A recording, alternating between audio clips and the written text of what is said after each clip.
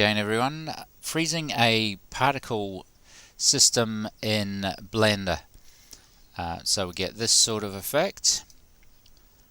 So they shoot out, they stop or slow down very, very slowly, and then off again. So it gives time for the camera to animate around the particle system. So I think it's called the bullet time effect, or also the matrix effect. So let's get into Blender, and we'll start with some geometry to shoot out the particles. Then we shall create a group, and this is going to be the objects that it's going to shoot out. So we'll group these in a minute and you'll see what I mean. Just shrink this down a bit, the S key, and sorry about that, and what else do we need? We need a cone, and we'll shrink that down to just doing everything by eye at the moment. Okay, so give these a color, give that a nice blue color. The cube will give a nice red color, and I like to darken down the red a wee bit. Sort of television safe, I suppose you could call it. And then a green color. So, like so, and then select all three, holding Shift key down and clicking, and then Control G. And you can see the green outlines mean they're all grouped. Okay, now to set up the particle system.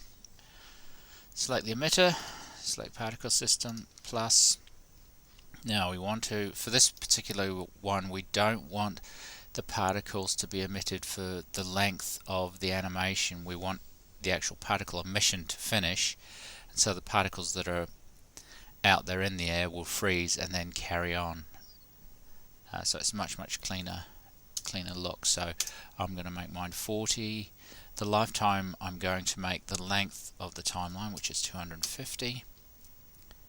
And then if we go down to, let's see, I have to look at my notes. If we go down, right down to render, instead of halo, we'll click on group and select group, and you can see, let's see if we're getting close, you can see that they are now they are now in the emitter. Okay, the other thing that we need to do is go to field weights and get rid of gravity, because we don't want them falling down, we just want them shooting straight out.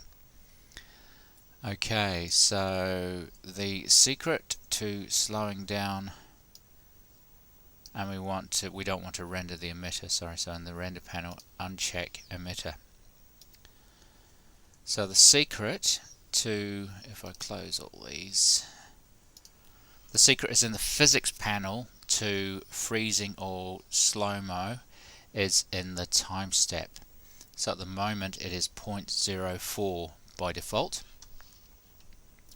So if I take it to say frame 40, let's go to frame 40 and then hold the cursor over time step, hit the I to keyframe it, and then we'll go to frame 60 and we'll change that to 0.002, and we'll hit the I key again, and then we'll take it right up to 140 like so, and keep it at 0.002, so we've got that length of time from 60 frames to 140 to be the slow-mo, and then from 140 to 160 we're going to speed it back up, but instead of 0.04 I'm going to make it 0.1 because it tends to be slow on its acceleration out, in my experience, acceleration out of the slow motion.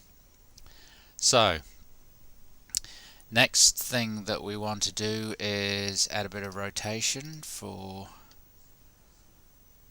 we'll give it a rotation of, at 140, a rotation of